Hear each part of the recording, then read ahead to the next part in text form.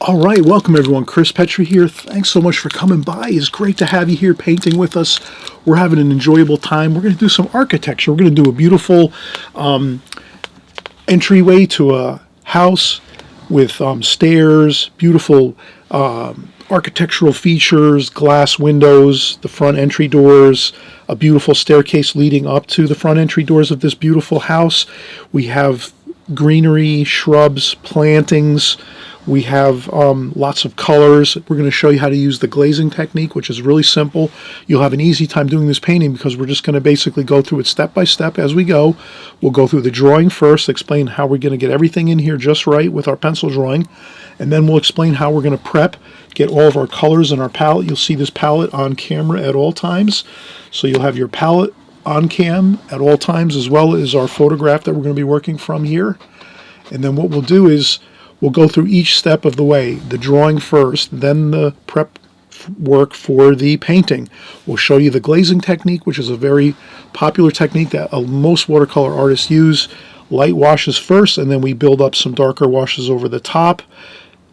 Just like the person that created this watercolor painting, we're going to do the same thing here.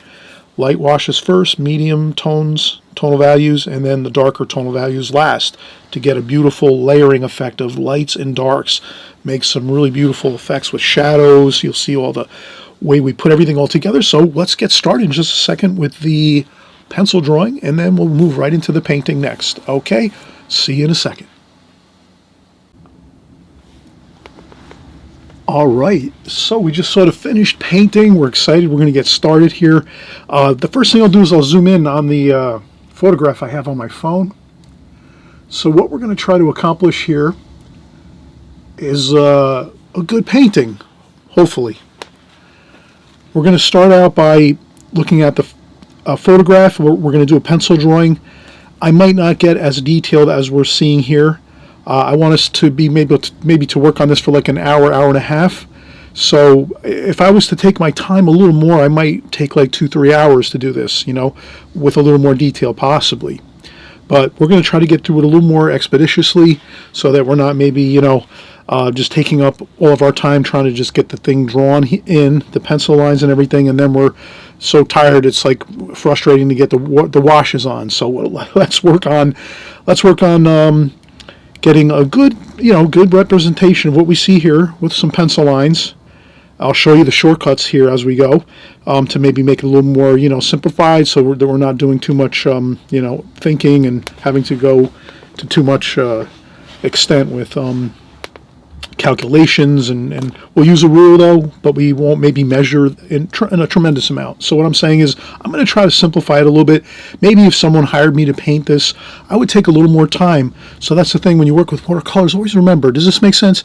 If someone hires you to create a painting, or if you're making a painting for someone for a special occasion, or you may be excited and someone, maybe there's a gallery that you can show your work and they want a few paintings for you to create some work, or if you want to put your artwork into a show, something like that. Those type of things, by all means, please take your time a little more, get a little more into the details of things, maybe do a few renditions of the painting first, smaller, and then if you're going to do a larger painting, you'll do a couple smaller thumbnail sketches like this size here, about, maybe 5x7 or something, and then you can do a bigger sheet of paper. And all you have to remember is when you're doing larger sheets, larger paintings, you're going to have to perhaps use a little bit of larger brushes and maybe a little bit of a larger palette, possibly. You might be able to I could do a really large painting actually with this palette right here.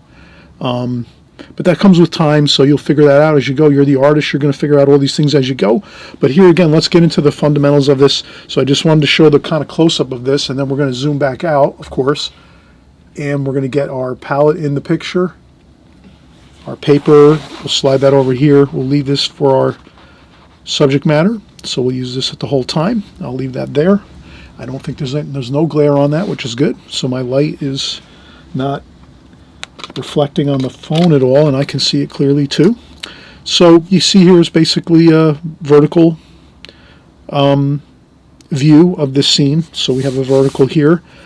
Sometimes you might look at something and you'll say, wow, I taped my paper, but it looks wider and not as narrow and vertical as this. So that's simple enough. If you do see that when you start to work a little bit for a few minutes and you're starting to, you know, look at your picture and look at your you can always take another bit of tape and maybe going a little bit at a time. You might have to do a couple passes with your tape to where you feel it looks like it's the right coverage. But I think if I do 2 of these, 2 more passes with my tape, I think it's going to be pretty much the right ratio of the bottom and the vertical. And it looks pretty good. This one might need to be readjusted.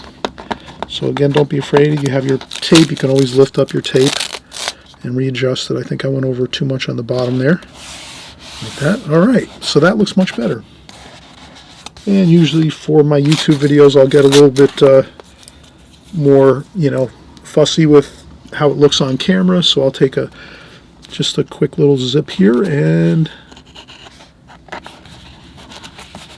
so I'll just make these edges even here.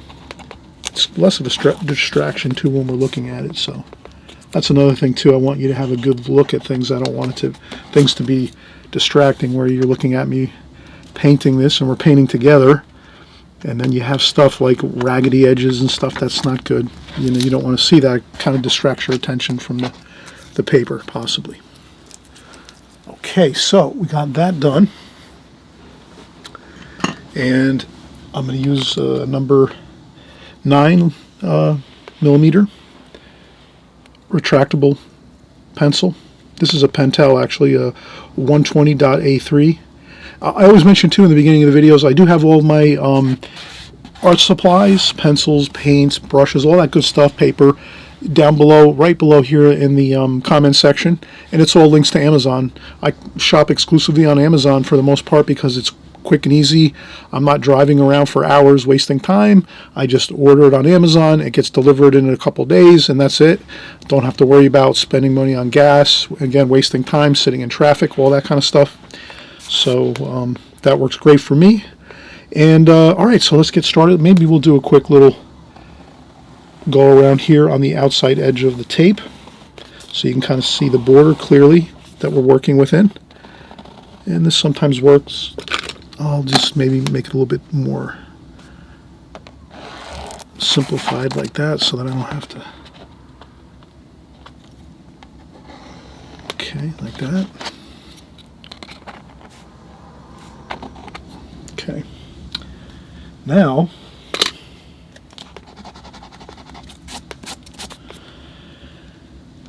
again, I'll use a ruler for this just to kind of get some things started. I'll go up here and just go across. There's like a, that'll be the top of the second, or the bottom of the second floor there. So I'll just make that line across. And again, no big deal. This doesn't have to be perfect. It looks like 2/3 across here. So about 2/3 across here is this wall. And this is an entryway to a modern house with a really beautiful winding staircase going up. And that's what we're going to try to do here. And let's see, let's get that wall in. And then we can even, before we do that, let's take a quick look and just say, break it down and say, what do we have here? So maybe halfway is going to be this landing up here. So this is like a poured concrete staircase with poured concrete landings. Pretty sure these are stucco or concrete walls. And they could be stone too, cut stone. But I think this does look like some poured concrete, I would say. So in any case, halfway up you'll see this line here. So maybe halfway up we'll just put a line. Approximately halfway. It doesn't have to be perfect. Again, we're not going to really, I mean, you can take your time as much as you like. And you can find cool pictures like this online, Google searching things, find all kinds of interesting architectural. I think I typed in front entry stucco modern house watercolor paintings. I think that's what I actually typed in.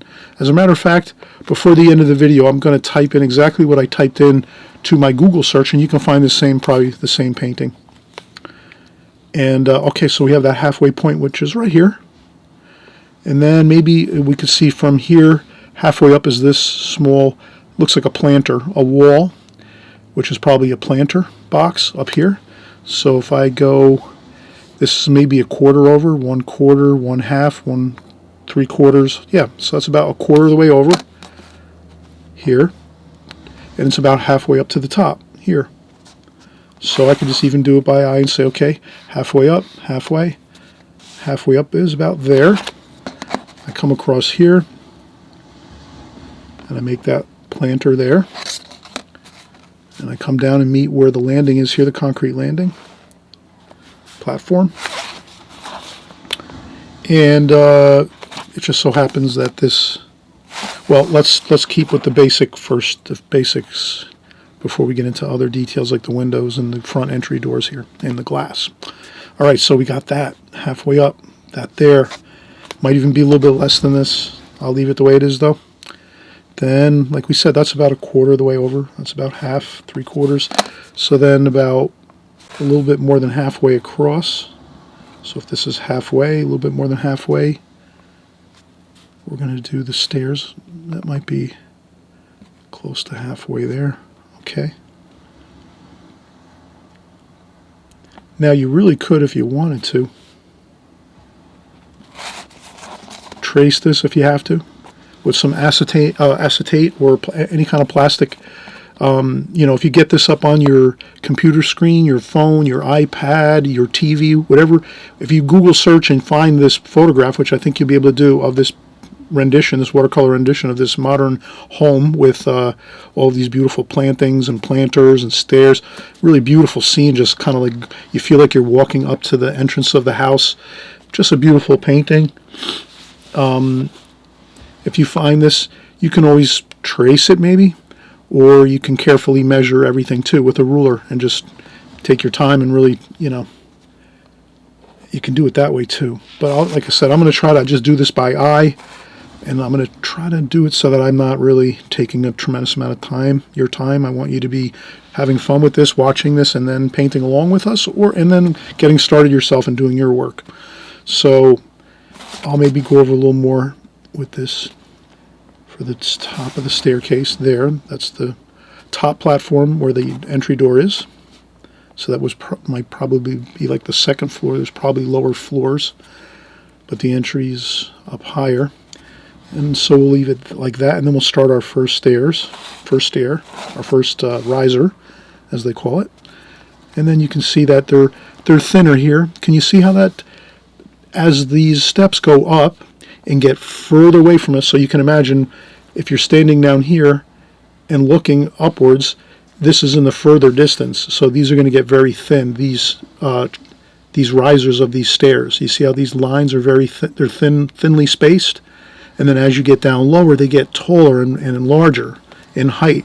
So that's just a good thing to remember. You're going to start out, whether you start at the bottom of the staircase and go upwards, or you start from here and you come down, you're just going to remember that you are going to make these a lot thinner up here, and then you get them to be larger as you work your way down. But it's not a drastic change. It's just probably double. So here you can see this might be two of these stairs. These steps, two of these steps might be equal to like one of these here, so almost double in height as you get down to the bottom. Okay, so let's count them up. 1, 2, 3, 4, 5, 6, 7. 7. So we could maybe even see if we can get 7 there. 1, 2, 3, 4, 5, 6, 7, 8. We'll make 8. Probably looks better being an odd number, but I'm not sure on that. About 60 to 70% sure on that. Looks better with an odd number. Okay, so now I'll just go over here and just start making these lines. I hope you can see these. I'll make them dark, actually. I'm sorry if I'm drawing too light. See, I'm drawing too light. Much apologies on my end here. I should know this by now. Doing these videos for so long. I'll just go over this with a darker line. Up here was a darker line too. So this was up here, this second floor. And then again, I'll go darker so you can kind of see as I go. Now, at home, when you're creating this drawing, I wouldn't go dark with your pencil lines. I would go like medium pressure on your pencil, because this way if you have to make an adjustment, it's easy to erase it. And I usually use kneaded erasers. They don't make any crumbs, and they lift up the pencil lines fine. And that's the key. They don't leave crumbs, so that when you're painting watercolor after we're done drawing, you won't get any funny crumbs on your watercolor paper. So I'm going to keep working my way down here like this. And I'm not worrying so much about the right side over here. I just want to get the lines in to start with, and then we'll fix those up. And if you have a little bit of, if one of your lines or two of your lines go out of straightness or something, or out of level, don't worry about it. Okay, so now I'm going to look here and say this bottom step, how far is it over compared to up here? So I would say it's about here. I could make it wider even too, like that. So I'll make these steps a little wider. And then once I get that first one at the bottom started, then I'm just going to take each line as we go here and just step it in a little bit. As you can see up here, this just steps in a little bit at a time, a small amount, like that. And that's all you have to do. So you're doing your end, you're doing your edge of your stairs where you're seeing it in that kind of you're seeing it in that three-dimensional view, like that, where it steps up and kind of corbels up like that. So you just have to recall that it's easier to just get your steps in first, your parallel lines first, like this, then, and you leave them short, and then you come over here and you start your first step here, and then you just go in, back in, and just, set your ruler up right on top of those lines you already have drawn in, the parallel level lines for the tops of the stairs, just like that. Drawing your next, and you just have to really just draw that vertical line there, like this, like that, and then you have it. Then we look here, we see there's the wall over here, so we can take this. This wall is even, goes a tiny bit up, like this, if you can imagine. These stairs are straight. This wall goes up on a tiny bit of an angle because we're looking up at this.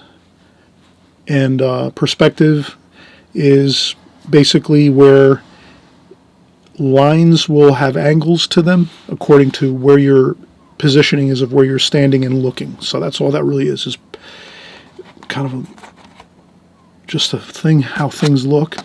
So that, this looks like an angle up here, just a little bit though, not that much. Like if this is level, you can see it's on a slight angle. So let's make a slight angle. Try to keep it true to what we're seeing in the photograph. There we go. And then there's a wall here, like that. This line's level. So you're going to find all of your lines that go across the painting this way, they're pretty much all going to be straight level like this, but you will find a few up here that are going to be on a little bit of an angle like this one. I think that might be the only one. And then here, this is a little bit lower. There's another planter up here, a wall with a planter behind it. It's a little bit lower than this wall here. Like that. Okay, bear with me here. This is a little bit of some drawing, but nothing you can't do. It's really, we've only just started. We're like halfway there. We have the top section almost done. What we have to do is a few more lines up here, and then we'll come down and do the bottom portion, and I think we'll be all set. And I'll keep it a little more simplified. I'm not going to get into a tremendous amount of more detail. All right, so up here, let's get back and finish this top section. So here you'll see that this wall comes up here, and it's right above this here, and it's a little bit in. So this line here starts about over here, like that. If you have to keep your lines plumb, you can always use a T-square. These T-squares are really handy. You just kind of like line them up on the top of your paper like so, the edge of your T-square, and then you can get perfectly straight lines like this anywhere you want them, or level lines this way. anywhere you want them by just holding them on the edge of your line of your tape or your paper. All right, so we're going to take a quick break now. We've been working quite a bit, and we'll get back to it. But again, good to take some breaks occasionally when you're drawing, especially because it takes a lot of concentration. But you keep working if you want to. Or you're the artist. You're going to figure out when you need breaks. But I'm going to take a quick break, and I'll be right back. All right, we're rolling again here, and let's see now. We were just talking about, you get, again, please, this is just a fantastic tool to have for your art supplies, is a T-square like this, a nice clear, transparent T-square. Again, you can line it up on your tape. If you set your tape up pretty much straight, you know, close to straight and square, then you can use your T-square any way you want, and anywhere you want, and you can see you'll be able to get perfectly straight lines going this way or this way anytime you want them. I'm used to drawing a lot for many years, so I can use a small ruler like this and make my way around with not using this. But I do like to use this though, so don't get me wrong. I still sometimes my angles aren't always correct, or my straight lines. I sometimes have problems with those things too. But that's just a kind of a thing you can think about if you want to pick up one of those. I think it's really good. So again, we said we're going to finish up this top section. So we have pretty much everything here. This stairs, wall, planter wall. We have this wall here. We're going to make this wall here. Looks awkward the way that is there with that line.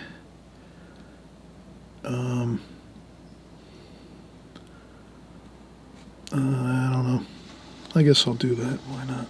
We're going to have some stuff in front of it anyway. Some plants and things. So that we have that there. Okay, so that's good. Let's just take a look. Where is the front entry door and lights, glass panels up here? And they are starting, this wall comes back to about here.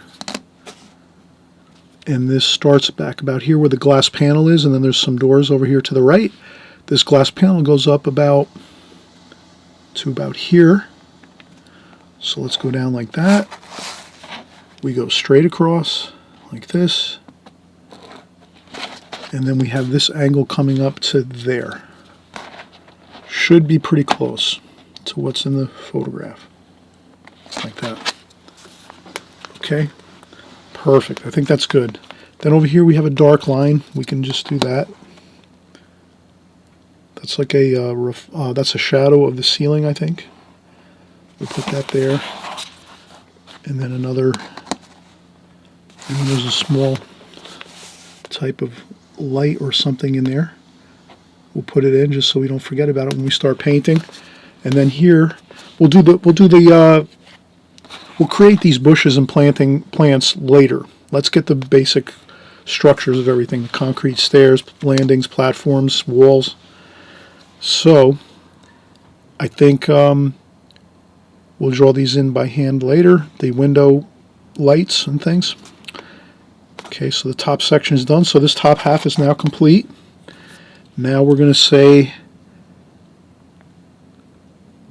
over here is all one wall coming down to here. Down here, this is like so, about a quarter of the way up, even less than a quarter of the way up. We have this planter at the bottom. I'll go across like that, like this. It goes in at a slight angle like this. Just a little bit though. I think we're pretty much standing at the bottom here looking, so this might be straight. Maybe a very slight angle like that. And that's like this.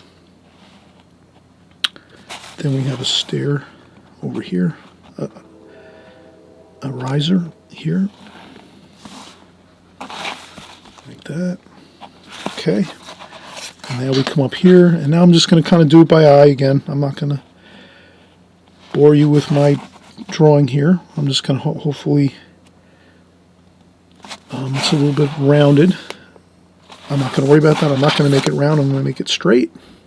Just straight across like this. subtleties we can worry about later. So that first steps up in here. There's some rocks over here. We'll save that till later to do more of that detail. This one steps up here. So now we have our next riser here. And now we'll keep working these. So now we have 1, 2, 3, 4. 4 lands about top of this. And that's about correct. Our fourth one there is about the top of that planter. Like that.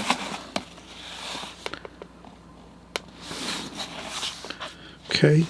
Then what I'll do is there's some plantings over here. Like this.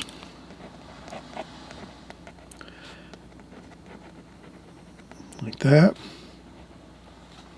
So what I'm doing is I'm sort of going down here and looking how these plants and a few things like this from rocks, some plants.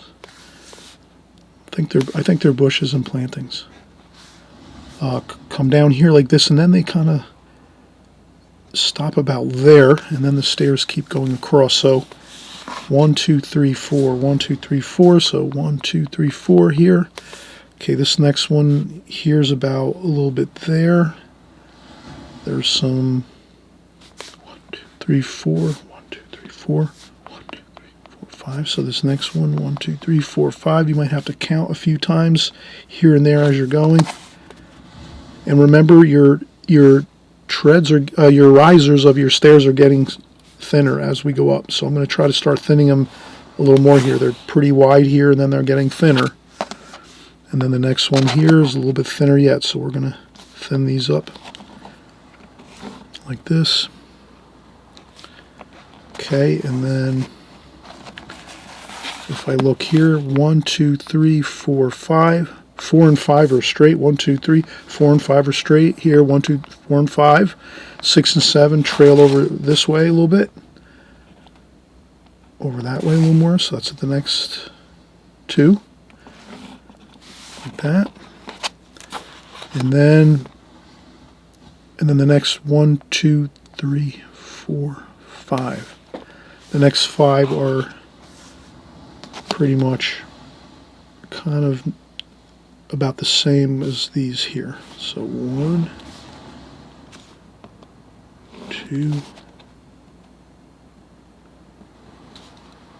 3, 4,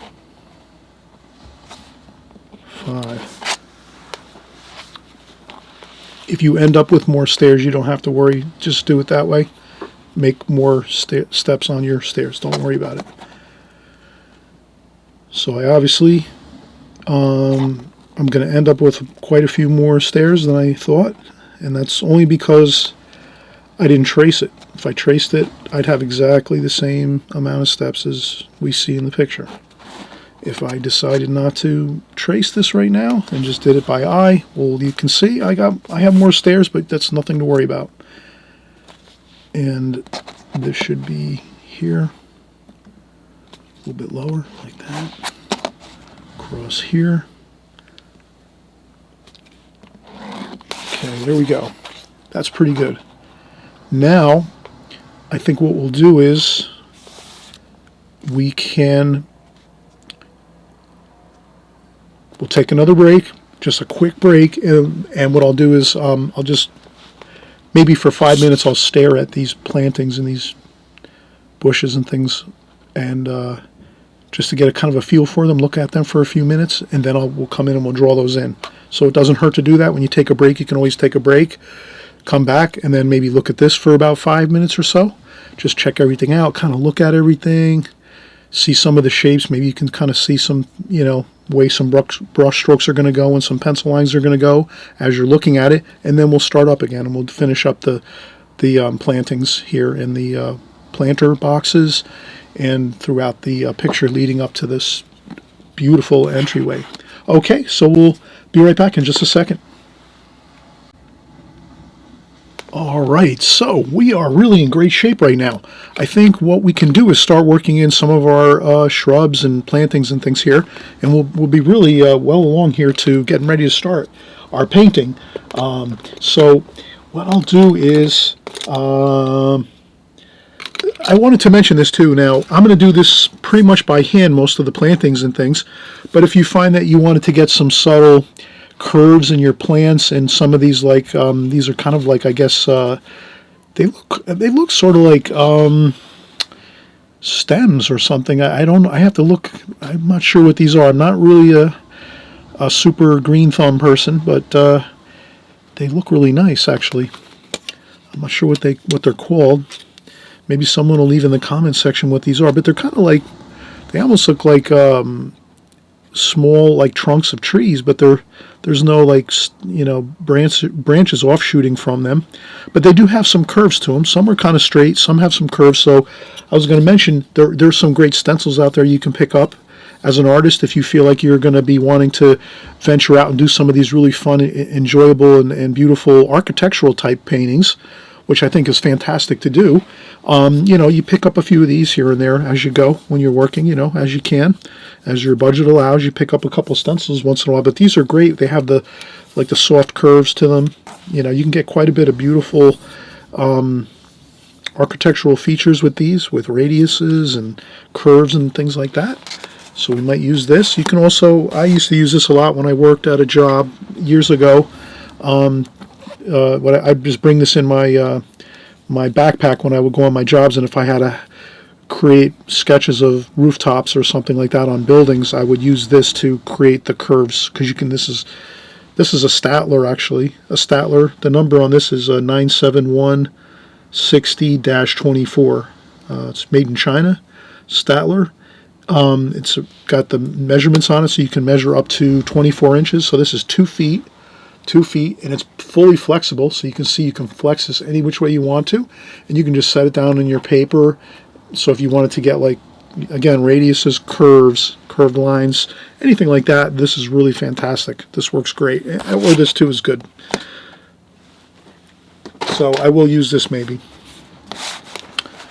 but I'm not going to use this right this second. Actually, I'm going to start out with these maybe.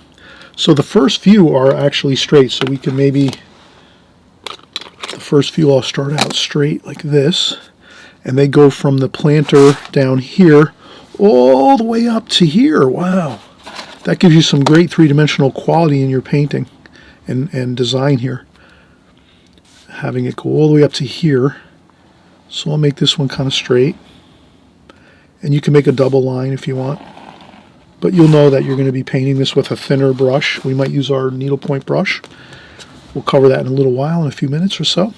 Okay, and then there's another one that comes down here. Then there's another one here. I'll hold them a little bit short to the top of this, because you can see there's some plantings right here. So we have that there. And there's another one that comes up like this. This one goes pretty far up. This is the tallest one out of all of them, like that. Then we have a couple curved ones here. We're going to do this, and they're kind of soft curves. They come up towards this here. So that curve is a little bit, I'll move this, there we go. That's what I'm looking, less curve. So you can see how this, you can adjust the curves by just moving this up. So less curves here on this part of the stencil, more curves here on this part of the stencil. So you just adjust it to where it looks like it's kind of looking like it's doing the same thing. That looks about right there. And those are up to the top of this planter, all the way up here. Like that. So that one's like that. Maybe another one. I'll change the angles of these a little bit. Like that.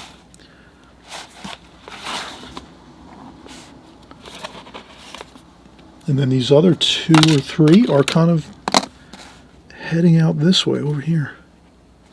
But they do kind of curve, so I'll start them like this, and then I'll kind of come up like this, and then this one maybe comes up like here like that.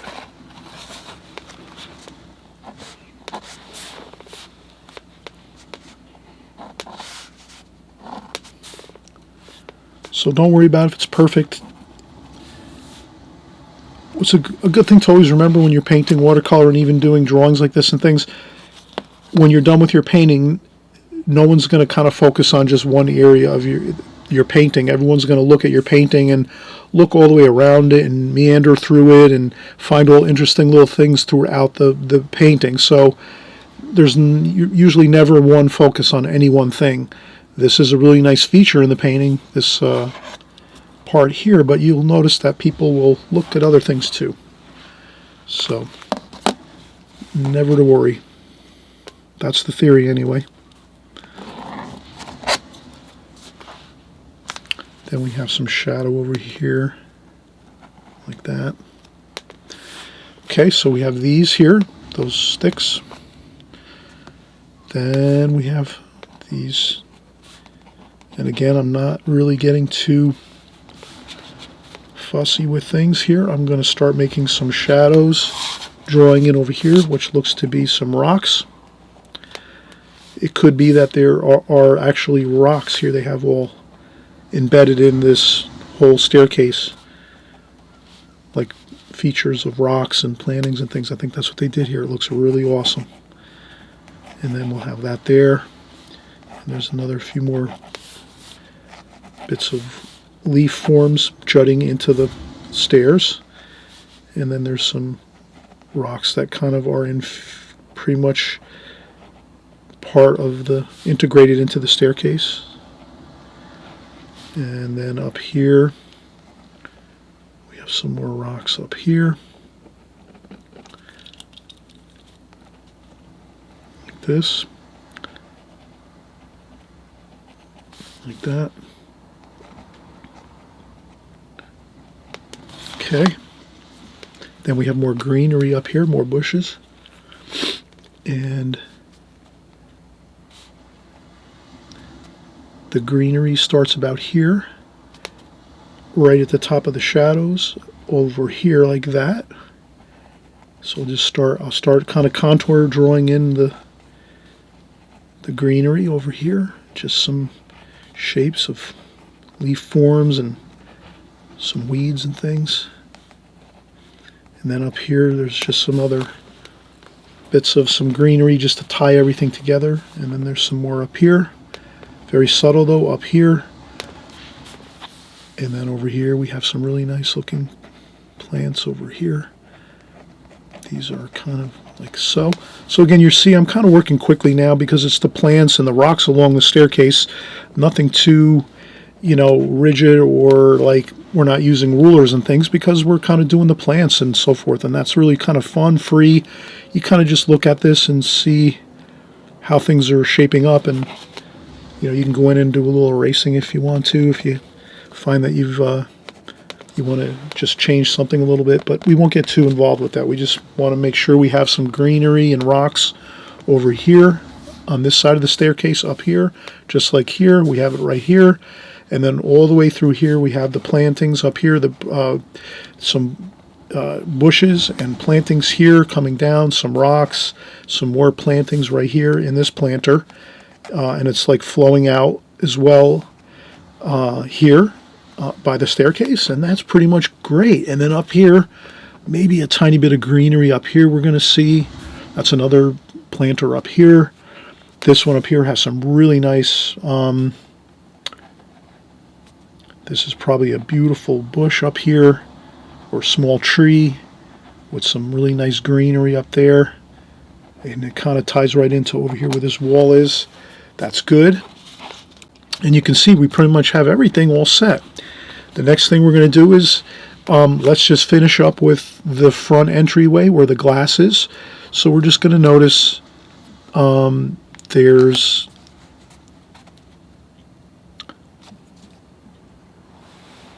these glass panels that make up these glass panel walls up here.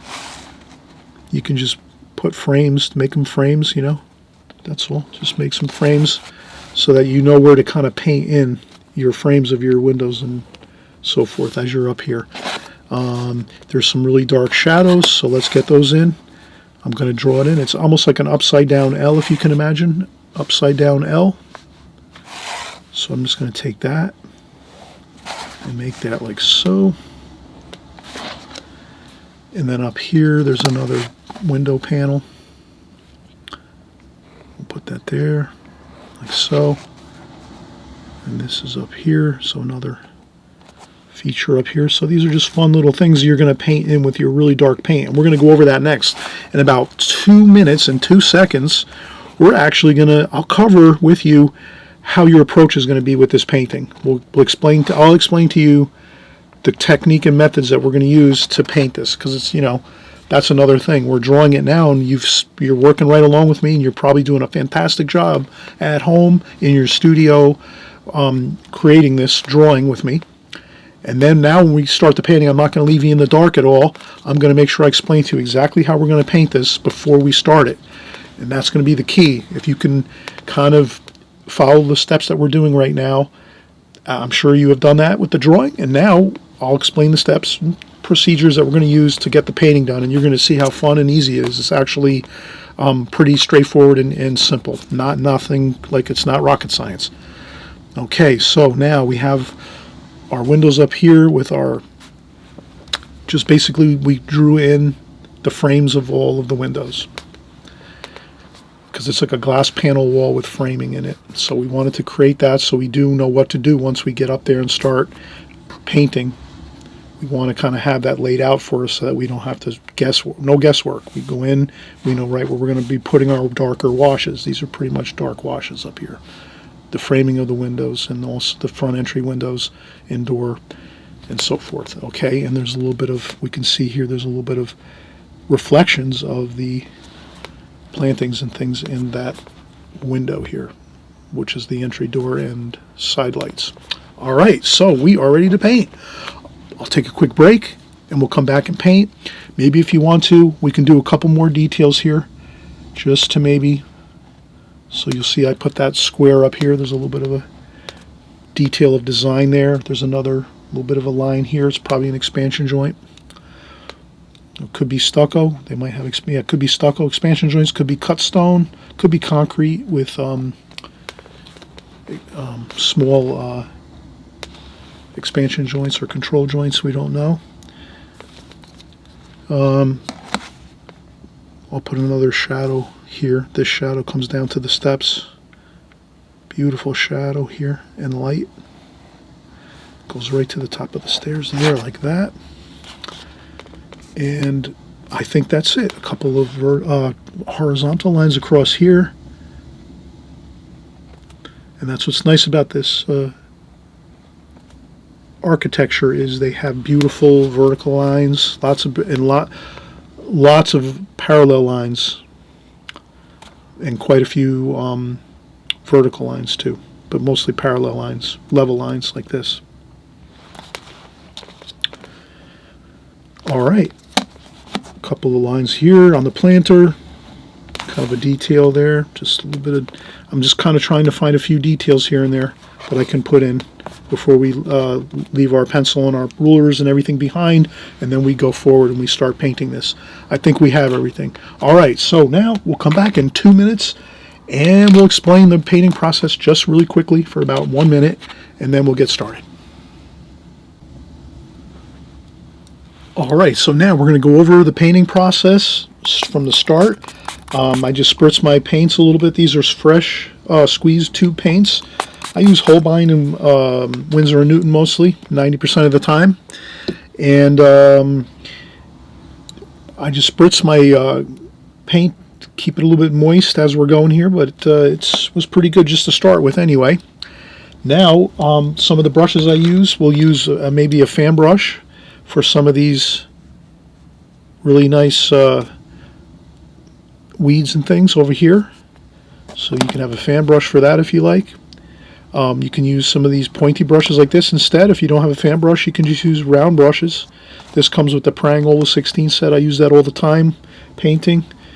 It's more of a beginner style watercolor set, and it comes with a brush just like this. So if you're just starting out, you'll check in the description box below, and you'll also type in Chris Petri Prang Oval 16, and you'll see what the palette looks like, how it works, the colors that are in it, you know, how I paint with it. And if you type in Extreme Beginners, if you're just starting out with watercolor and you never painted before, that's not a problem. I'm glad you're here. I'm really excited you're here to paint and draw with us here and paint with us and create some beautiful artwork. And it's a fun, beautiful hobby to have, watercolor painting, and you can even do it professionally if you like. But it's fantastic. We paint here all the time on my YouTube channel, so I'm hoping you'll subscribe too on the right-hand side below if you haven't. If you're just starting out, because if you're just starting out and this is the first time you're seeing my video, please don't lose track of us. Click the subscribe button. Alright, so we'll keep going here. So we have some round brushes we're going to use. We'll also use some flat brushes like this with the straight, beautiful straight line on there. Natural straight line with this brush. You can get a lot of wonderful architectural features, and they make them larger too, so you can have different sizes of flat brushes. These particular ones are in the comment section below. These are Princeton Art and Brush Company brush set that comes in like 6 or 7 brushes, and there's like 2 or 3 flat brushes like this, and then there's a number of the other round brushes like this one here. So you can see that, you know, round brushes, a couple flat brushes is fine, and then maybe something like this for some weeds. And I also have a needlepoint brush, which is fantastic for making these tall weeds like this. So you can see how fine point that is. And you can get some really nice fine weeds and grasses and things, wisps of grass with a needlepoint brush. So these are basically the brushes I use all the time. And I have a video on brushes too. You could probably just type in my name, Chris Petri, and type in brushes. And you'll probably see I have 5 or 10 videos on all the brushes I use. And, you know, we do little, you know, sketches and stuff with them, and little swatches, and do some painting exercises, things like that.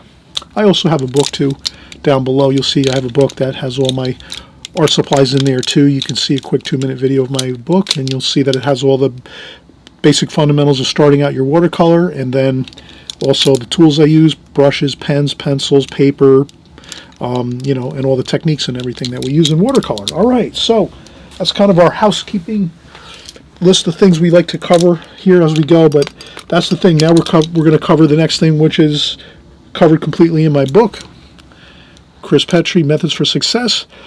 It's the glazing technique. I use basically 2 methods when I paint: the glazing technique and the alla prima technique. The glazing technique works simply, and we're going to use it here. The glazing technique is painting all your light washes first over the whole paper, letting it dry 100% completely, and then coming back over the top and doing your subsequent washes over the top, which are your darker washes. So for this painting, we're going to do basically approximately 3 glazes.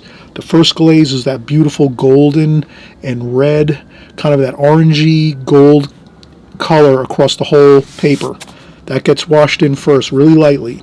Then we start building up our medium tonal values with some of the grays and browns and some of the greens, and then we finish up with our darker parts of the painting, which will be the dark glass and some of the, you know, panes of the glass wall here by the entry door, some of these dark shadows, some of these dark greenery areas with some dark shadows in there. So you'll see there's some darks here, especially up here. There's quite a few darks up here and in this shadow.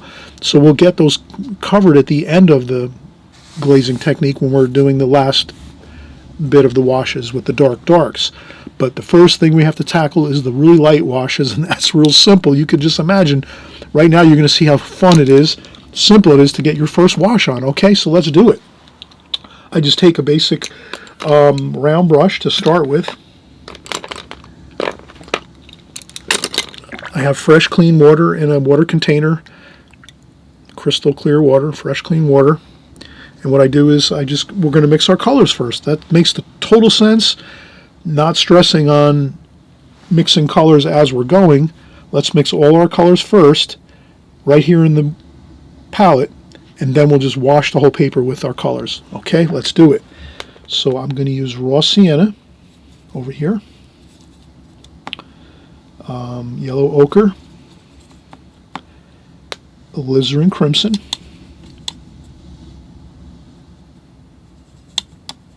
Okay, and I add a little bit of water to it. Not much though. You see how I'm kind of just, I have a fair amount of water in there, but it's not huge puddles of water, just enough, just like that. Then what I'll do is I will add a little bit of cerulean blue, because I do want to add in a little bit of cerulean blue and maybe even some purple. We'll use some ultramarine violet. I use Winsor & Newton ultramarine violet for my violet. It's the best violet I've found in the watercolor paints out of all the brands. So cerulean blue, that's Winsor & Newton as well. And this is ultramarine violet, Winsor & Newton. My raw sienna is Holbein. And I think I have Winsor & Newton alizarin crimson. Okay, so these are the colors we're going to start with. Now what we do is we put our round brush aside and we're going to use our flat brush. We're going to use this brush here to do the wash. Now what we do is, since we've been kind of like mixing and cleaning our brush and putting all these paints in the palette, mixing up ahead of time, right, so that we have all our colors prepped and ready to go to put onto our first wash, our first glazing, let's just empty this out and start with more fresh, clean water to wet the paper. So we're going to wet the paper with fresh, clean water. So I'll put more fresh, clean water in here to start with. This is an important step. Okay, then we do that. Get the fresh, clean water in there, and then we just dip our brush in there, and then we just give our paper a light coating of water over the top. And you just have to lightly coat your paper with water. Don't worry about it if your pencil lead is smudging a little bit. That's not a worry. Just put a light wash of water over your entire watercolor paper, and I wouldn't flood it with too much water, just dampen the paper. So you just go across a few times like this, and a few more times like this, and you shouldn't have any puddles of water flowing off your paper or anything like that. You want to keep it just a light coating of water on your paper so that your paper will be prepared so that when we add these colors to it, it'll flow nicely. Okay? All right, perfect. Now we're ready to go. So again, we were saying how this beautiful under glazing that we're going to do right now, the first glazing, is just the really light color, and you can see it's basically, again, the golds, the oranges, a little bit of red, gold, orange, and there is some blue. And let's add a little green. I'm going to add just a touch of green there too, sap green, but just a little, just like that, because I want all those colors to harmonize throughout this first glazing. All right, now we're ready to start. So we just grab a little bit of all those colors and just pick them up and just put them on the paper. Just mix them around. I'm not doing anything too fancy. I'm just trying to get all of the colors. I'll add a little more raw sienna there because it does tend to have a little more of a golden color to this first glazing. So I'll use more of the raw sienna, if anything. And as you can see, that's how fast it goes. Quick, easy. And we have all of our colors incorporated. Purples, greens, blue. Everything is in here. And that's all we have to do. Now, we'll let this dry a couple of hours probably. If you don't want to use a blow dryer, if you have a blow dryer, you can use a blow dryer, and probably in 10 or 15 minutes you can have this pretty much dry, that it'll be dry to the touch, and there won't be that buckle to the paper, because right now the paper's buckled. We put quite a bit of water on there, so that's natural. Your paper's going to buckle when you put a lot of water like we just did for that first glazing. Does that make sense? So when you see those buckles happening, you don't worry about it. You just let it be as it is. If by any chance you find you see a big puddle of water somewhere, no worries. You grab a tissue and very lightly tap up. You'd rather have a little bit of some, lighter looking spots on your paper than have a big puddle of water in there, because that'll cause more problems. And then you might even go around the outside edges too when you're done with that first glazing if you want. But that's it. And that's ready to dry for a couple hours or so, or overnight if you want to come back the next day and start working. Or again, if you have a blow dryer, you can blow dry this off maybe in 10-15 minutes. And once you see the buckles out of your paper and the paper's back to being flat and you can touch it and it's dry to the touch, then you're ready to do the second glazing. So now what I'm going to do is turn off the camera as we're videoing here. This way I'm not making a lot of noise with the blow dryer and all that. And we'll come back just in 5-10 minutes. I'm going to use a blow dryer and dry this off, and then we'll come back. All right, so we're getting back to painting now. We're finished with our first glazing. Paper's nice and dry. I used the blow dryer for about 5 or 10 minutes. Next thing I'll do is I'll just do a quick cleanup of the palette. I like to keep my palette clean after each of my glazings. This way the paint colors stay fresh, clean. Of course, we always talk about using grays when we're talking about painting in watercolor, and that's like mixing your colors and using complement colors and, you know, getting kind of grayish, you know, muted looking colors versus, you know, using straight out of the tube colors all the time. So I like to use a lot of straight paint right out of the palette onto my paintings. For this painting there's a lot of like more grayed down colors, so that's fine. I use whatever the subject matter is, I'm trying to work with that. So here we're going for that second wash, which is going to be the middle tones. So we have the lights first, all good. Now we're going to go with the middle tones. So we're going to be working with like the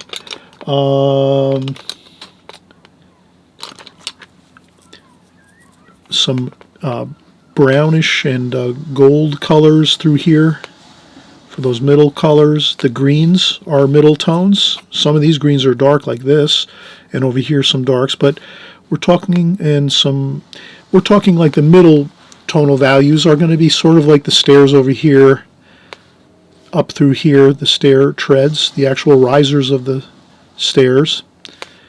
And over here there's some middle tonal values here. There's some middle tonal values up here. So we'll start working on those and we'll see how we go. But what I'll do is just simply, I'm going to take more of the same colors that we mixed. We'll use some red, some raw sienna, dip in a little more water just to get these a little bit red, raw sienna. I'll put some yellow ochre down here, some brown. I'll put some brown over here so we can kind of mute down some of these colors with some brown, and also some cerulean blue. So we add some cerulean blue to our colors, just a little bit, like that.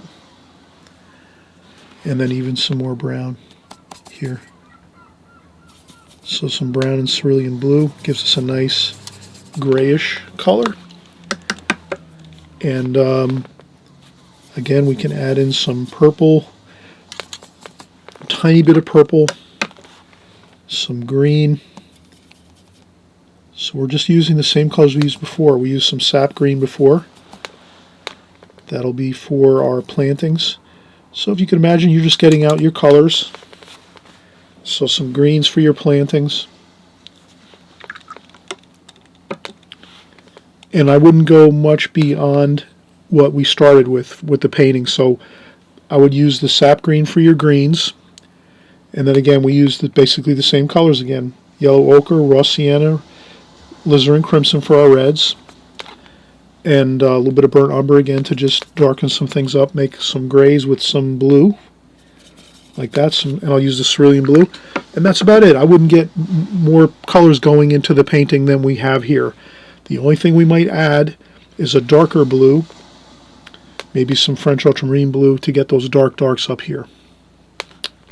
So we could start adding a little bit of French ultramarine blue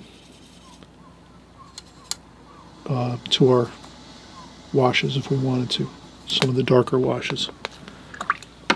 Okay, so let's see how it goes. I would say I'm going to start with a medium-sized brush.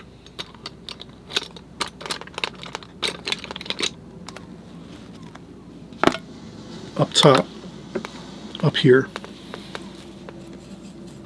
to get those some medium tones up there. This stays very light up top, so I won't do anything there.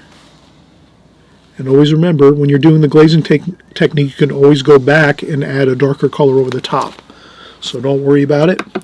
Try to get the best you can, your middle tonal values.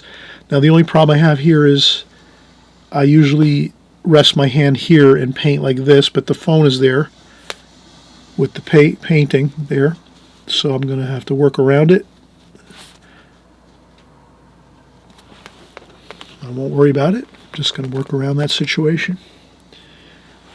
You'll find that in watercolor you have to do that. Work around situations. Sometimes it's frustrating. If this painting doesn't turn out good, you don't worry about it. You just go back, flip the paper over, start a new one maybe you start a different painting, and then maybe in a month you come back and try to do this again if you want. But that's kind of that's sort of the way we work with watercolors. You have to remember it's not easy, but you can have a lot of fun, and each time you pick up your brushes and your pencils and you work at it, you're going to get better automatically. And you'll see a lot of progress too if you're just starting out. You'll see a lot of progress in the beginning, but once you start painting and you've been painting for maybe like a year or two, then the progress goes a little slower because you've already kind of really gained a lot of experience in things, and then it's like refining what you know and just getting better at what you're working with. The techniques you've learned, the methods, working with all your colors, your paints. It's a long process, but you don't worry about it. It's a journey. The watercolor is a journey. Enjoy the journey, and you'll have a lot of fun with it. So I'm going to go over here, and I'll just cover this whole area, and we're going to be going over with a darker wash there, but so we'll go over with this medium wash right now. And we'll just do that. We'll just come right like that. And I wouldn't worry too much, but I definitely want to keep that white, really light wall there. And then I can mix in some green here. Start mixing in some green. If you want to make a lighter green, you could add a little bit of raw sienna to it. I wouldn't get too fancy in the beginning, kind of stick with those same colors we started with. I didn't add anything new, really. You can do a little splashing, a little bit of that green. Add a couple splashes like that. Up there. Okay. Leave some lights there. So that's one thing to kind of remember is a little bit, try to leave some of that dry paper up here in some of these sections. You see how there's some dry first glazing, that really light wash there. You can kind of see it's kind of peeking through there. So you just try to remember to maybe do a little bit of that, like leave some of that wash there if you can. If you can remember to do that. And I'll add some cerulean blue and sap green.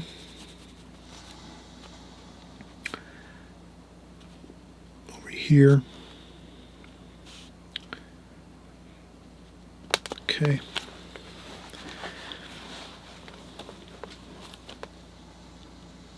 Okay, and we're going to go in with darker wash like that here eventually. But right now we're just going to go with those medium washes. Okay, now we have a nice, this looks like cerulean blue. So I'll put some I should say, French ultramarine blue.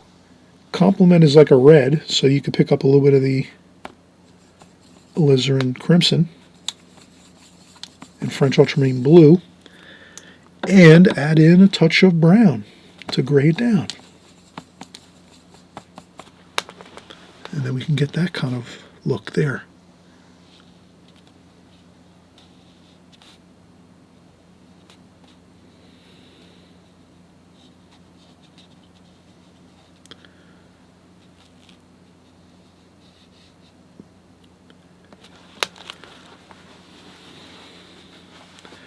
And there's a little more blue in there. Let me see if I can get some of that. Some of that blue in there. I think that, yeah, that looks good. All right. And if you think it's too dark, you could always lift up a little bit with a tissue, but always remember watercolor dries lighter, so when you put it onto the paper, it gets lighter when it dries. But you could lift up a little bit of paint once in a while if you think it went too dark, like that. Okay, now this is more of a raw sienna here, raw sienna, and a little bit of burnt umber. And I always like to do, when you're doing these darker washes, you want to keep the paint kind of like not as much water as when we started with the first wash. So to do that, you just rinse your brush. I'll kind of show here. You just take your brush, you rinse off your brush, and then you tap it on a tissue or paper towel, or you could leave a sponge next to your water container. So all you want to do is when you rinse off your brush to start mixing a new color, or whenever you go and rinse your brush off, you just tap it on, like, again, a tissue, paper towel, or sponge. So this way you won't have tons of water flooded in your palette, because if you keep rinsing off your brush and going to your palette and in your paints, and you're not tapping off a little bit of water off your brush, checking off a little bit of water off your brush, you will tend to get a lot of puddles, and then your washes won't be as dark as you need them to be to get these medium tonal values. And again, eventually we're going to be using the darker tonal values. So to get these darker washes that we're doing now over the top of that first light wash, that's the method you would use. You would have your tissue or your paper towel or sponge, and you just tap your brush off a little bit, take some water off your brush first, then you come over here and you do that. You grab some paint. And that's one of the keys to really having nice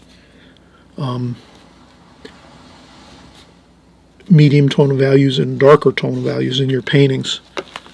That's where I think I see a lot of students over the years that have that issue where they forget to dry off their brush a little bit when they're done rinsing off the brush. So I just keep, a lot of times I just keep a tissue in my hand at all times. Even if I'm holding my palette in my hand, I'll have a tissue in my hand and my palette in my hand, and I'm holding my palette and my tissue, and then I'm always just naturally rinsing off the brush, touching on the paper towel or the tissue a little bit, and then going in and picking up some paint and going in like that and doing it that way. And that really does help a lot. Okay, so now we have a shadow over here. That's really interesting. It's kind of like this, where the light stays over here. So we don't want to cover up that paper there, that light paper there. We want to leave that as it is, like so. And you can see I'm kind of painting on the left side of my painting. Again, another thing you can imagine will be very helpful. Does this make sense? To be very helpful for you is if you're a right-handed person drawing and painting, you're always going to want to start either drawing and pencil drawing or painting. You're going to want to always start, if you're right-handed, on your left side of your paper. So when you're drawing, you're starting your drawing first over here, kind of working, generally. It doesn't have to be exact or perfect, or that's not all the time rule, but just generally. And especially when you're painting, it's easier if you start out your painting working from left to right. This way you can still rest your hand on your paper and do your painting and keep your brush nice and secure as you're having your hand resting on the board and your paper. And then you can, work this way, and then you're not leaning in any wet paint. If I was to paint over here first, and then I decide to go over here and I rest my hand down in it, then I'm going to rest my hand into the wet paint or smudge it or something. So that's always just good if you can remember, work your painting left to right, or if you're left-handed, you just remember the same thing. You grab your brush when you're starting your painting, and you're working from this side, right to the left, like this. And for watercolor, it's really important. Because it's just we want to keep those washes looking really good, and if we smudge an area with watercolor, it can be really hard to fix and repair. You can sometimes work on your painting and repair an area that you might have smudged, or some kind of paint smudged or dropped onto your painting by accident, but it's not easy. I should make a video on that because I've done it a number of times over my years, actually a lot of times. So I'll cover that. I'll do a video on that soon. Let me know in the comment section if that seems like a good, interesting video. Idea is like kind of repairing paintings if they've been smudged or something spills on them or something like that, because maybe a lot of you already know how to do it. I'm sure many of you know how to do it, but maybe some of you don't know. So I'll always cover something. If enough of you want to see something, just let me know in the comment section, and I will certainly try to do it. All right, so we're continuing on here. We're working left to right. Looks good. Maybe a touch of tone here, like that. This stays bright white left, just like that. There's a little bit of wash here.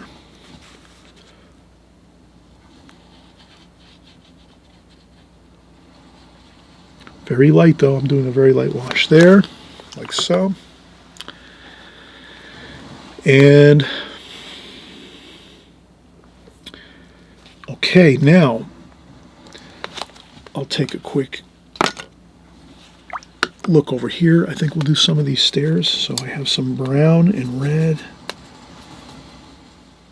and gold. So again, I'm sticking with the same colors I've been using. Maybe a little bit of green in there. Maybe a touch of purple.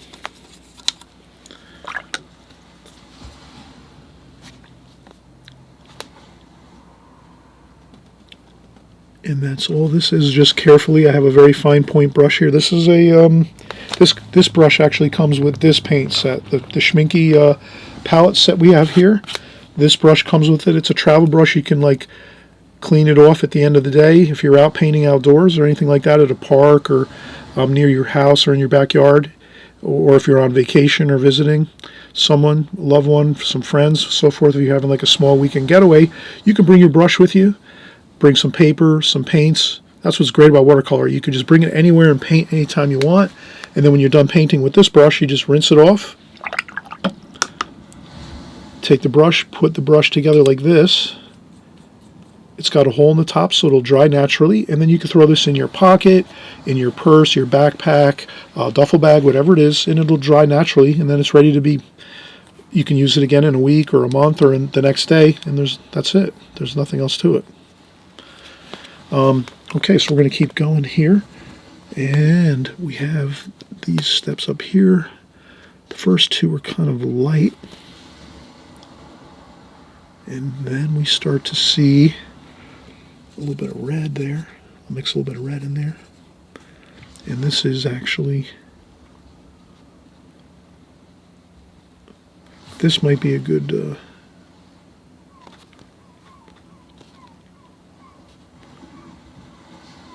so I leave a little bit of white at the top of the step, like that. And then some of these are going to melt together, like that. So this fine point brush, which is a Da Vinci round brush number 5, and it's a synthetic brush, so kind of nice, synthetic, because it doesn't have too much water in it. It actually handles real nicely. It holds a good amount of water, but not as much as natural hair brushes. And then a little more.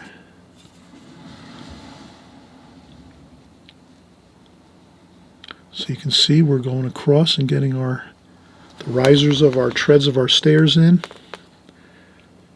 And doesn't have to be perfect. I think that's good.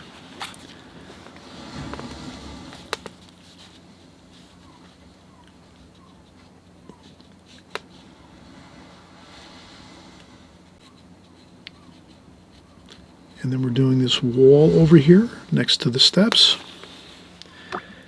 And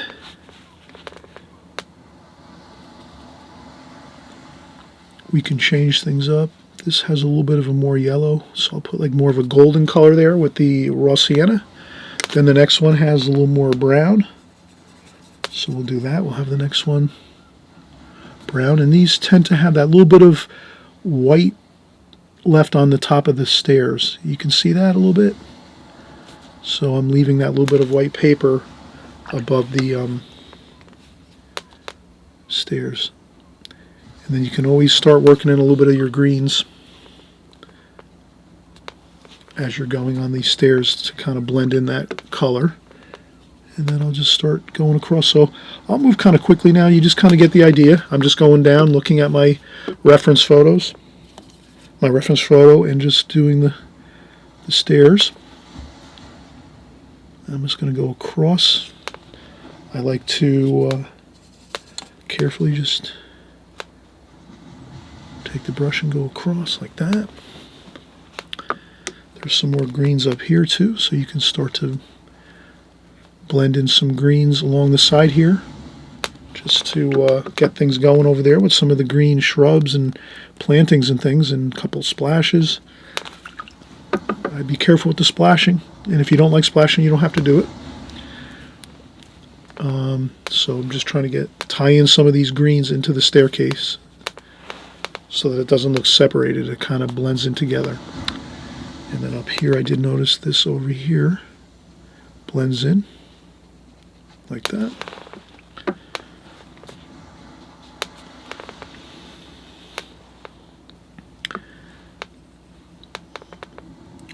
And then you can throw in a dark brown here and there for the steps.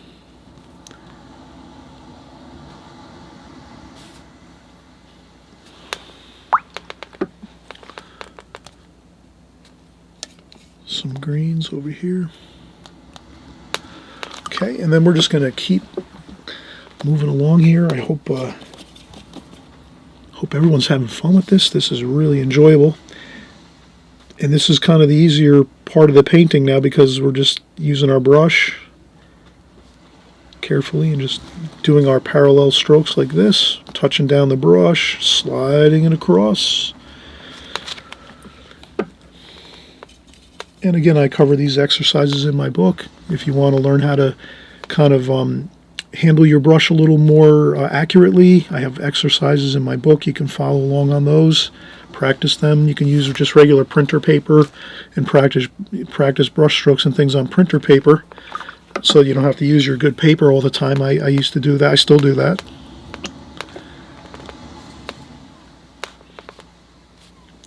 And then I see some different shadowing and things, but I'm not going to follow what I see in the painting over there. I'm just going to kind of go like this and just keep going along here. So I'm just going to keep working this.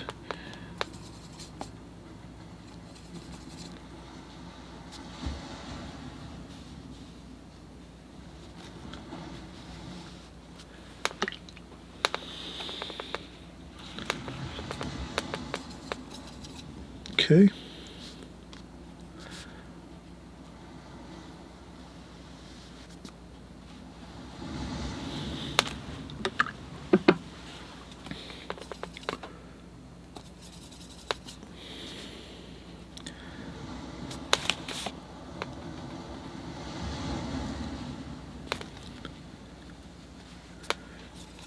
And as the stairs get larger, you have to go in and pick up more paint as you're going, and then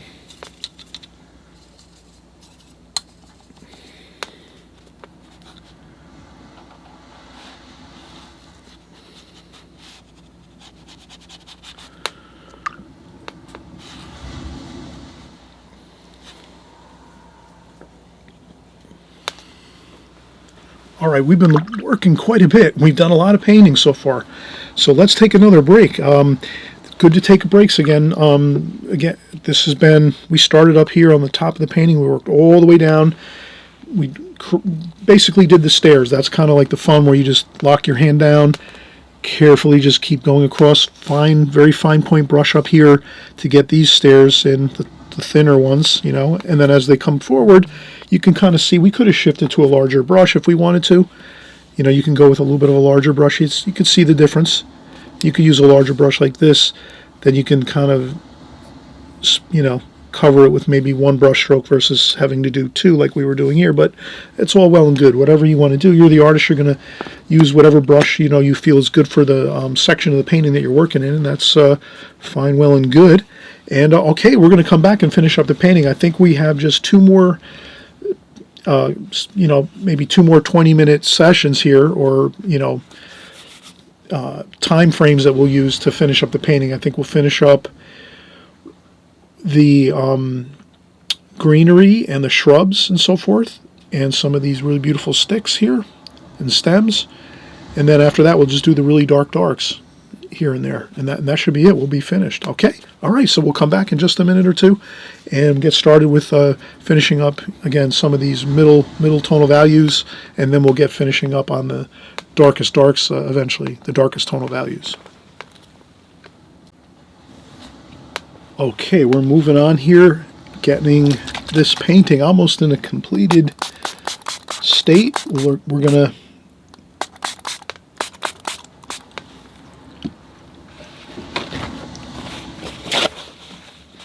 clean our palette.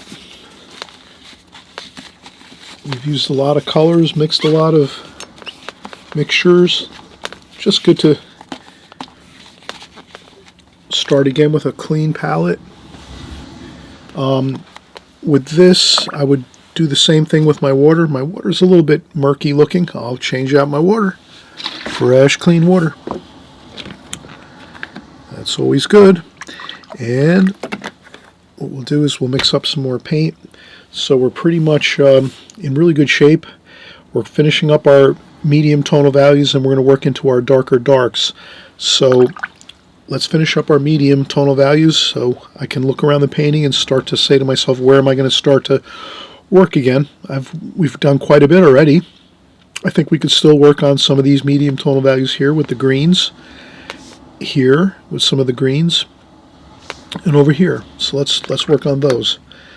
I think what I'll do is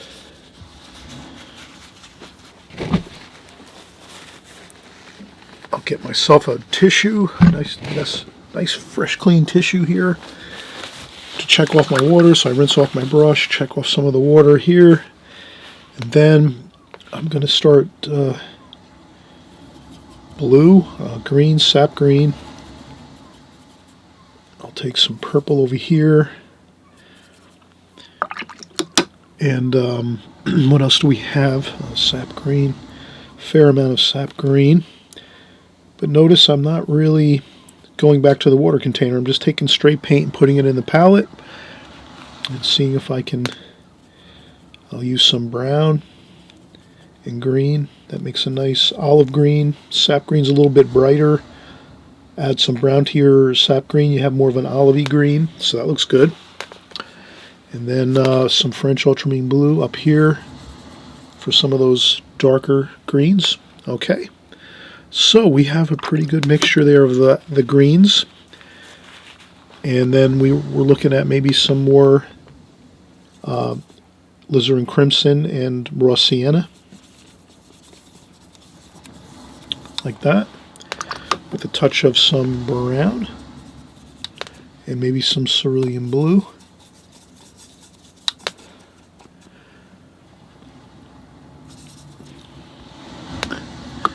And that might be for some of the, I think there's some rocks here, so we're going to have some rocks and some shadowing on the rocks like that.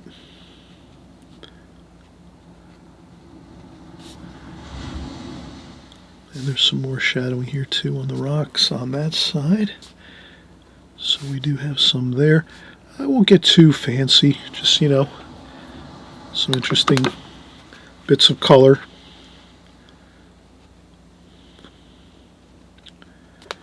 There's a little more shadowing over here, kind of tying in with the steps.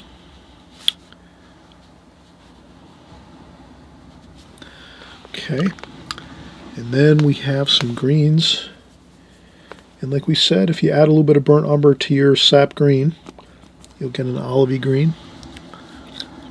It doesn't hurt to have some cool greens over here too, which we will implement in a second. So we'll have some of those Sap greens over here. So we'll mix some warm and cool greens, as we call them. So we'll use sap green and burnt umber to have our warmer greens. And then we'll also use some French ultramarine blue with sap green. That'll give us kind of a cooler green, like that. So you can kind of see we're trying to... A couple of finger taps sometimes will look good.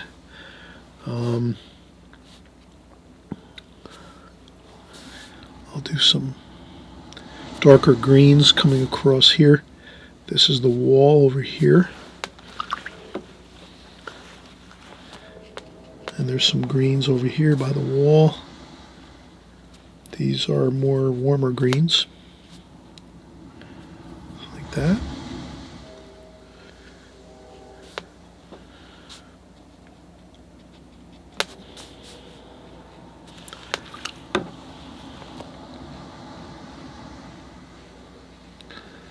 And I see a circular bit of a plant there, like that.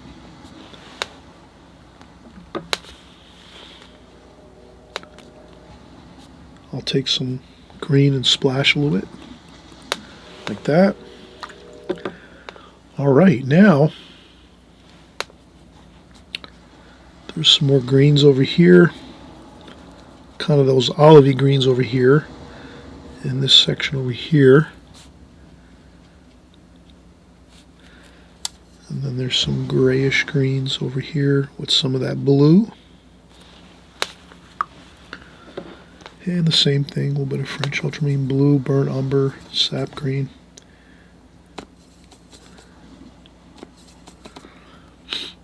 And we have some of that darker green here. So you'll see that we will keep referencing back. There's going to be some nice, interesting leaf forms that are kind of springing out. Like this. No need to get too fancy, just quick couple brush strokes there, some blue, and I noticed that there's some really beautiful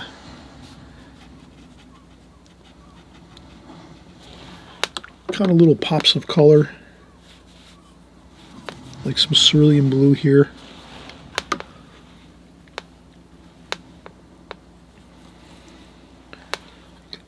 And some more weeds like this, like that, and then some darks. French ultramarine blue with a little bit of burnt umber, sap green. So it's nice to have those little pops of real. So now we're starting to get into the darks. Can you see that? Does that make sense? To start to infuse your darks now, as we're getting toward the end of the painting, you can start kind of blending in your super darks into your medium tones, which is what we're doing here. So I see this really dark here, and we're already over here working, doing our weeds and some of our grasses and things that are kind of springing up and springing out. So we just figure let's utilize the time and make a dark up here with some French ultramarine blue, burnt umber, and sap green. And then we can just get our dark in there like that. And accomplish that dark there. There's a little bit of dark there. So these are some of the darks that are going to kind of be springing up in the painting right now, because we're sort of finishing up.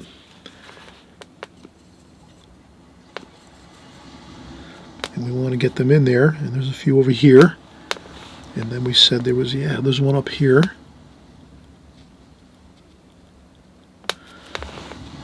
Okay, we see that a little bit there. And then up here too. We're going to let those go though. We're going to do those next.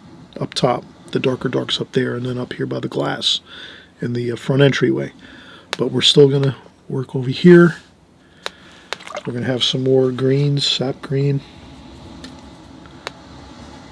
Like that. We'll do some grasses like this. We're going to put some of that color in there, some blue, like this. And I will enjoy the process right now. I want to see everybody have a fun time with this and start to, you know,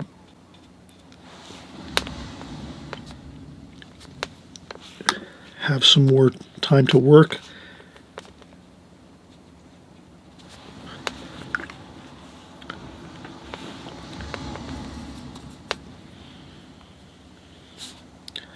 Okay, so here, rocks, burnt umber, French ultramarine blue. Might as well make some darks over here. You can see these are like rocks over here, like boulders that are along the sides of the stairs. So I'm just going to make some round shapes. Take some splashing really close to the rocks there. I don't want to get too carried away and get off track here. Okay, so that's there. Some purple.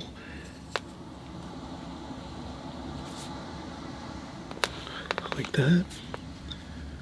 Some of the rocks there. I just lifted up a little bit of paint there that I saw that kind of infiltrated the planter over here.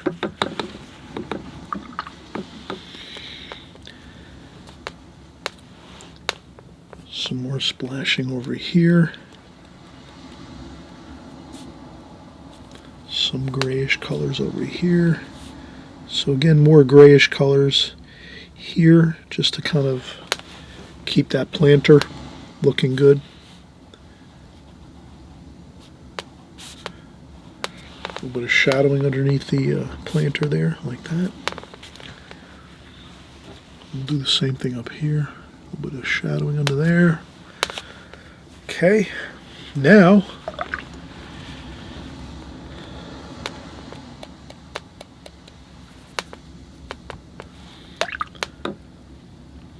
I think what we'll do is we'll start working in our shadows up here, the darker shadows. Burnt umber, French ultramarine blue, and a touch of purple. Okay, and then I'm going to do that. I'm going to start going up here. I'm carefully using my brush. Use a smaller brush if you have to get that dark up here really close. You can use, again, those flat brushes if you want, like this. Some of these really flat brushes work good for the kind of the square edges of things.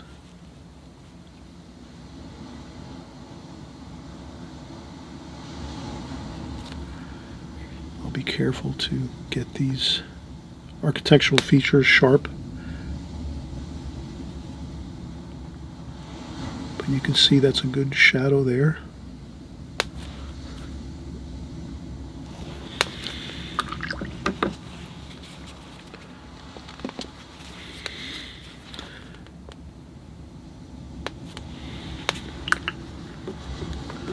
Okay, the same thing here. This is a little bit darker here. Change the angle of my brush like this.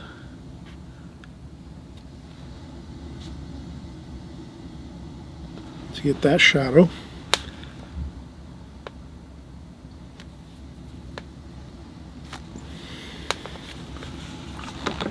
Then I rinse off my brush, dry off a little bit of the water on the paper towel or tissue, and then I blend that in like this. It's a little bit lighter over here. So I leave that lighter. This is darker over here. You can even go in and add a little more, infuse a little more dark in there. Like that. So you can adjust the dark and light of things as you go. And you know, you can make it darker. Add some more French ultramarine blue to this up here. Like that. All right, now I think we are looking good. Let's say at this point, let's work on the upper darks up here.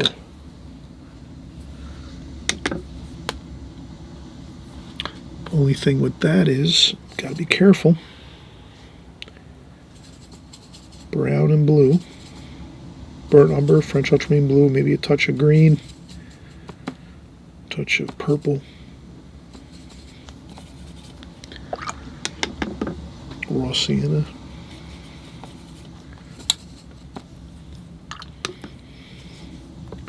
Okay, and then we'll add this over here. So this is all going to be dark, and then it kind of goes like that.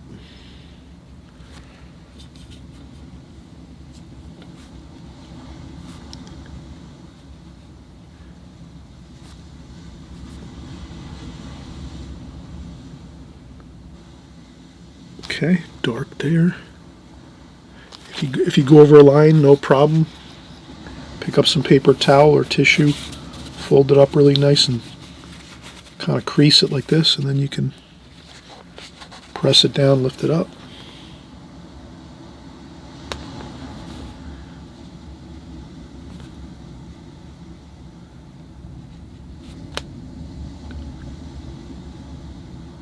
And there we have it. We're starting to just develop that dark there. And then we have some reflections of those darks there.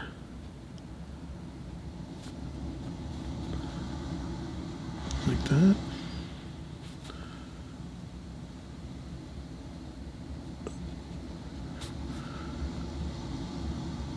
Okay.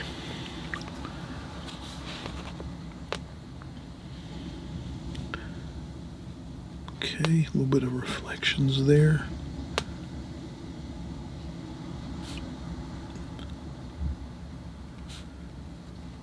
Okay, good there. And then some greens. Sap green. Up here, just like this.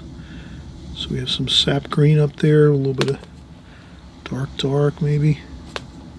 Some darks there mixed in with that sap green. Kind of get it looking pretty much to match that. That there. It's a little bit cool up there, so we could add some purple to that. And some blue, cerulean blue.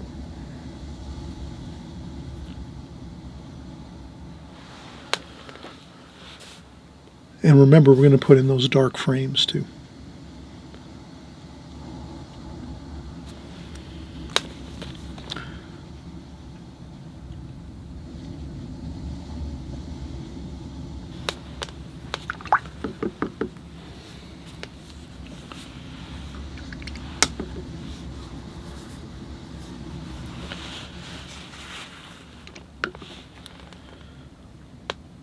Sap green, a little bit of burnt umber. Okay, we're getting there. I'll put a couple of these weeds in there. I'll use my needlepoint brush at this point. I'll take my needlepoint brush, burnt umber, French ultramarine blue, raw sienna, a little bit of sap green. And we'll just get a couple of these really nice. We're going to need a little more water in there, so add a little more water to this, like that. More green. Okay.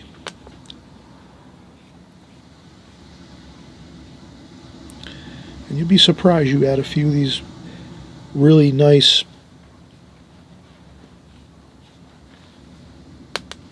You use a needlepoint brush to add some of these really incredibly beautifully detailed wisps of grass and some weeds, and I'll tell you, it really takes the painting to another level for sure. So put a few up here. Not Not too many, just a few here and there, and then we have it. Okay, and then we're going to let this dry for just a few minutes. And once this dries, you can use a blow dryer, of course.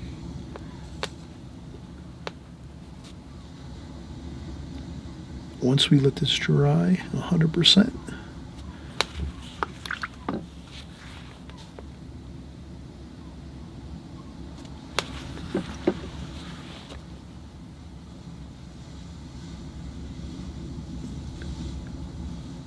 then we can go in and do our final darks where the window frames are. I think other than that, we have pretty much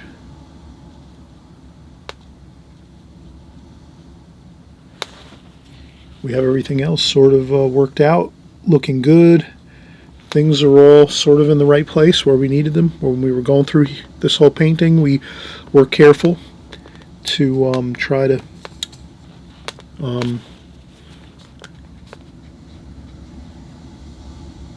follow the dark and lights of everything, as you can see. So we did a good job of that. Maybe there's a few things I did a little different, you know, like I didn't stick with the 100% look of the painting with every detail, but I did try to keep it close to what was there that we were seeing. And that's about it. So we're going to do these final beautiful sticks up here of these plants. We're going to try to figure out what they are. We're going to reverse engineer these basically twigs or small trunks or whatever those are. We're going to figure out what they are. Someone's going to let us know in the comments section before too long. But I think that's pretty much, we have everything except for the framing up here at the windows. We'll do that next once this dries up here. That could be a little bit darker, so we're going to go with some French ultramarine blue. Burnt umber will make the darkest dark we can. French ultramarine blue and then some alizarin crimson in there too, and some burnt umber. And that's what we use too and some purple and some brown. So if we get French ultramarine blue, a little bit of alizarin crimson, brown, burnt umber, a little bit of purple, we get a really great dark there, almost like a black. And then we'll do our frames of our windows with this color. And I think that'll be it. All right, so let's take a quick break. And when we come back from our break, we'll do our final two items over here in the planter and then up here in the windows. All right, here we go. Finishing up. I also wanted to mention I found this brush. It's a small, kind of like a flat brush, a small flat brush. It's a number 2. So we can do some of these fine window frames here with the darks with this very fine brush. I think it'll work better than trying to use a pointy brush, a round brush, but we'll see. And then we'll use some more shadow. We just wanted to pick up a few more shadow colors. I noticed over here there was some more shadow colors over here like this. So I'll just get these shadows in over here like that.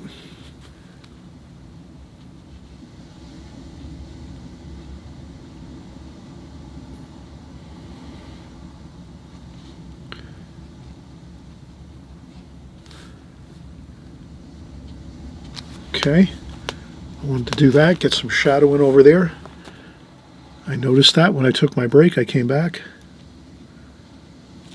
I saw that shadow over there. I wanted to make sure that's there. And this has just a little bit of a shadow on it too as well. Subtle shadows, but they're there. And changes in the light and darks. So we try to follow whatever we're seeing here to the best of our abilities. So I did notice that was a little bit, there was a little bit of a change in the shadowing there.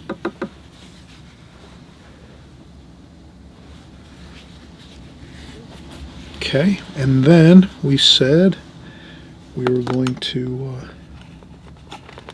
use our very, very fine flat brush here and see if we can get some of these darks in.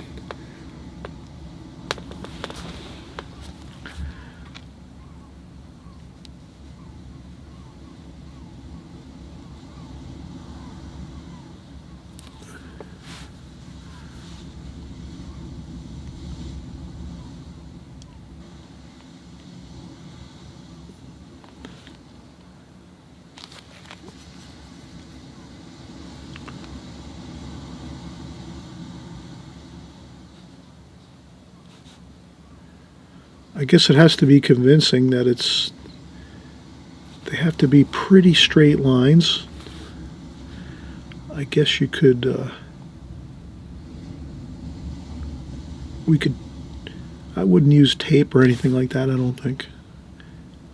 You could use tape, I guess, to get the straight lines. It would be really not that difficult to do it. You would just take some fine artist tape, like this, and then you'd go slowly and just do like one,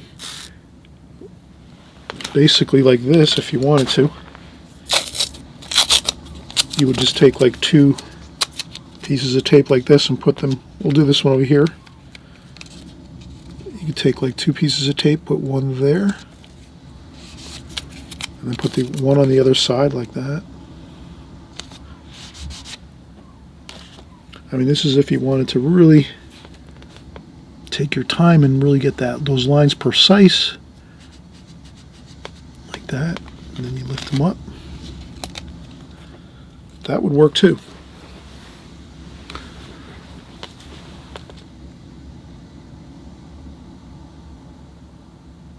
I'm trying to be careful here, just go slowly. My hand's resting all the time on the paper. Here, my hand's resting the whole time, and I'm just basically touching my brush down and just going a little bit at a time, maybe an inch, then I move my hand down a little bit, and then touch the brush down again, go down about another inch, lift up, rest my hand down again, and do that. So you can do it that way. You can use tape.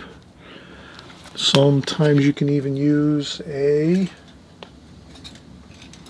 dowel or something like this, and you can rest it on the paper and then rest your hand on top of it and get right over the top. So you're actually using your hand to rest on a dowel. It gives you a little more flexibility with the way you're working with your brush. A lot of oil painters use those. I forget what they're called right now. Someone will leave it in the comments section.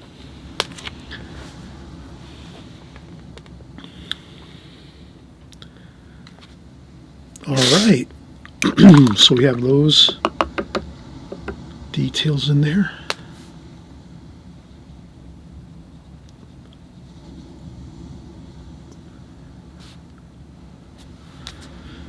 Put a little bit of blue in there, even a little bit of cobalt blue. Sometimes that might work a little bit. Put something in there that maybe we haven't used before, but just such a subtle amount that no one would ever notice. You can put a little bit here and there. So if you were to use some cobalt blue up here, then you would just put a little bit in a few spots like this, and then blend it in. So if you have it in kind of like a here, there, and everywhere, it won't look out of place at all.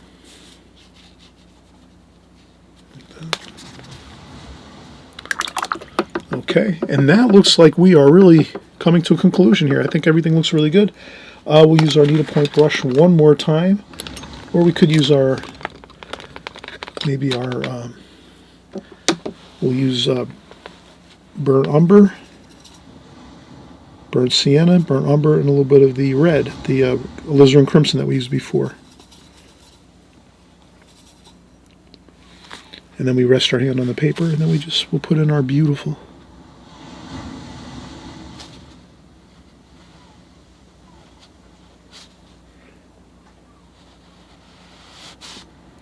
And I would just slide my brush down like this. I wouldn't try to be too fancy with it or get like too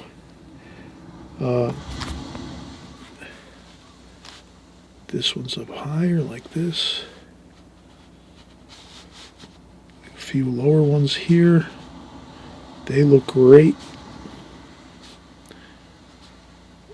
Like that, and that should be it. And then I tidy these up a little bit here, make them solid. Like that for the most part. Then I can take some greens with some water, some greens here, sap green, a little bit of burnt umber, some blue, maybe some cerulean blue, like this, and I would just add some water to it.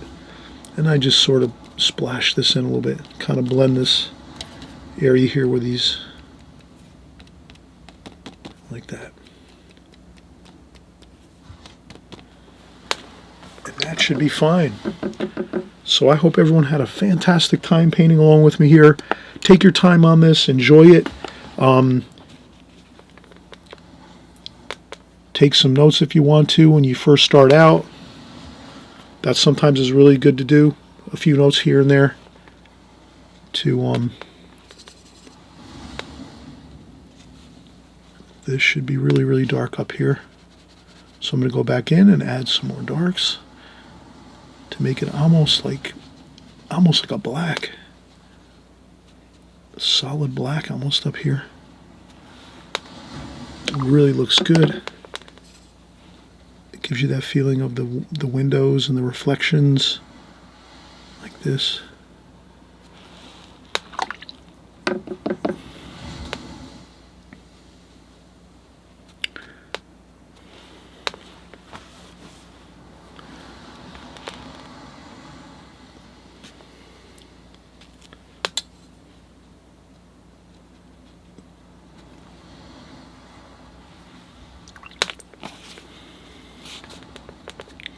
A little bit darker up here, so I'm just doing some final adjustments here. It's sort of pretty shadow, you know, lots of shadow up in there by the glass, by the front entry doors, so I don't want to have it too light up there. It's in shadow. It's underneath, so you can see this is all covered. It's a covered area. It's like an alcove going in. Lots of shadow in there. The glass is picking up some bright light, but it's still quite dark up at the tops, like this. So I think that should be good. And I'm hoping everyone, again, has had a great time. I hope you'll give me a thumbs up if you like this video. Let me know if you want to see more videos like this where we do more architecture, fun things like this. I always like to do a few different things here and there that are, you know, something we can challenge ourselves with and have fun with. Also, practice some new techniques with like rulers and measuring and using some stencils, and then doing some, you know, again, subject matter that we don't maybe do on a constant basis. But here on my channel, I just want to say thank you for coming by. If it's your first time, you're at a great place. You're at the right place at the right time. I do subject matter in watercolor, and I do every type of subject matter: city scenes, streetscapes, landscapes. We do flowers, we do ocean scenes, beach scenes, figure painting, all watercolor, and as well as architecture. We do everything here watercolor, and we're always here just working on our skills together, hoping you'll always come back and enjoy, have fun with us, and enjoy the watercolor journey. And we'll see you on the next video. Again, thanks for coming by, and happy painting.